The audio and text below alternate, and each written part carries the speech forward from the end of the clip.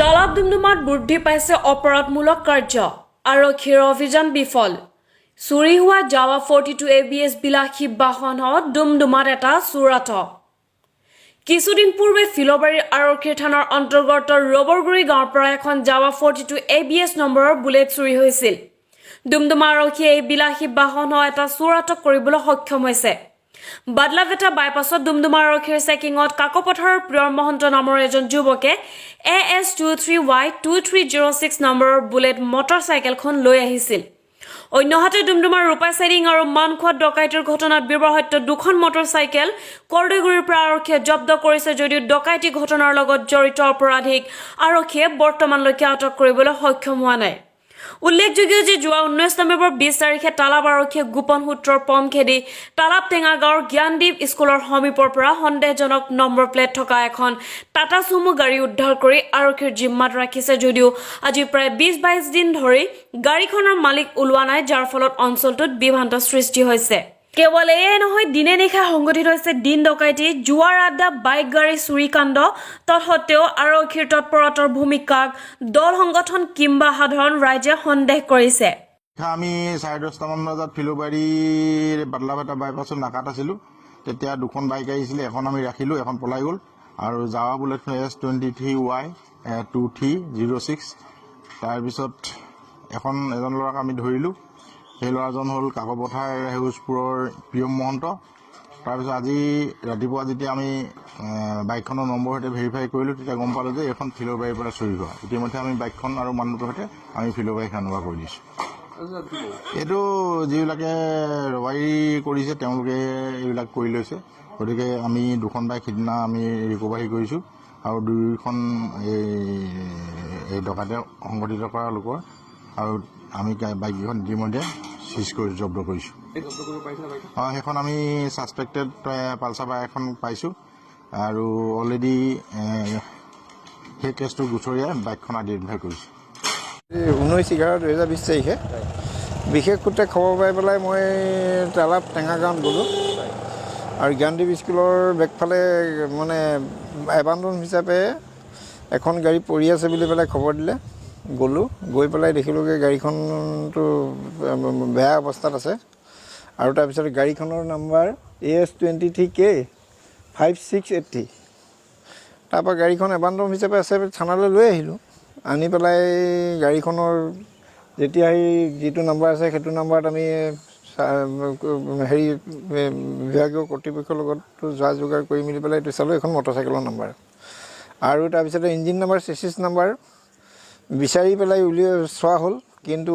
engine নাম্বাৰটো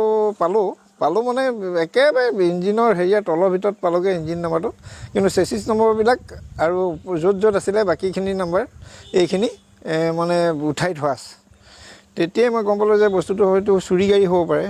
আৰু এবাণ্ডন হিচাপে থানাতে আছে বুলি পেলাই মই অলৰেডি আমাৰ বিভাগীয় কৰ্তৃপক্ষক জনালোঁ আৰু বাকীখিনি বৰ্তমান এতিয়া গাড়ীখন থানাতে আছে কিন্তু ইয়াৰ কোনো সুংকত্ৰ নাই ড্ৰাইভাৰো নাই নেকি ড্ৰাইভাৰ লাগে কোনোৱেই নাই আমি এইটো জ্ঞানদীপ স্কুলৰ বেকফালে যিটো পথাৰ আছে পথাৰখনৰ ওচৰত হাবিদৰা কিনাৰত মানে গাড়ীখন আছিলে দেখি এনেকুৱা লাগিছে এইটো গৰু টানা গাড়ী এনেকুৱা লাগি আছে এইটো ভিতৰখন চাইটো তেনেকুৱাই অনুমান হয়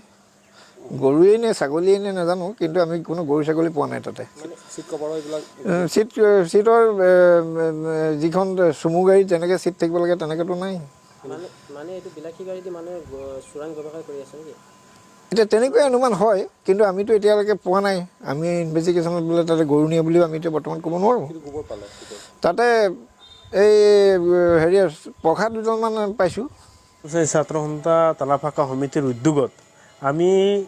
প্ৰশাসনক আমি তীব্ৰ ভাষাৰে গৰিহণা জনাইছোঁ কাৰণ দিন দুপৰতে প্ৰত্যেক দিনাই একটাৰ পাছত এটা ডকাইতি কাণ্ড হৈ আহিছে আমি দিন দুপৰতে প্ৰত্যেক দিনাই মিডিয়াৰ জৰিয়তেই হওক বা পেপাৰ পত্ৰতে সদায় পাই আহিছোঁ কাৰণ মানুহ এতিয়া নিৰাপত্তাহীন হৈ আছে প্ৰশাসনৰ ওপৰত ভৰসা মানুহৰ নাই কাৰণ জনসাধাৰণ এক আতংকত মানে নিজৰ জীৱন নিৰ্বাহ কৰিবলগীয়া হৈছে কাৰণ দিন দুপৰতে আমাৰ জনসাধাৰণৰ ওপৰত এনেধৰণৰ ডকাইতি কাণ্ড হৈ আছে যে ডকাইতসকলে যে প্ৰাণে মৰাৰো অকণমানো চিন্তা কৰা নাই তেনেধৰণৰ কাণ্ড আজি আজি প্ৰত্যেক দিনতে হৈ আছে আমাৰ তালাপ আৰক্ষী চকীৰ অন্তৰ্গতেই হওক বা ডুমডুমা থানাৰ অন্তৰ্গতেই হওক প্ৰত্যেক দিনাই আমাৰ তেনেধৰণৰ ঘটনা ঘটি আহিছে ডকাইতৰ নিচিনা কাণ্ড এক একটা ঘটি আহিছে আৰু এই ঘটনাবিলাকত আমি অসম ছাত্ৰ সন্থা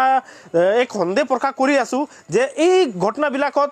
পুলিচৰ যাতে এটা বুজাবুজি আছে নেকি আমি বুলি সন্দেহ প্ৰকাশ কৰি আছো কাৰণ ইমান এটা কটকটীয়া প্ৰশাসনৰ ব্যৱস্থা থকা সত্ত্বেও আজি পৰ্যন্ত কোনো ধৰণৰ ডকাইতক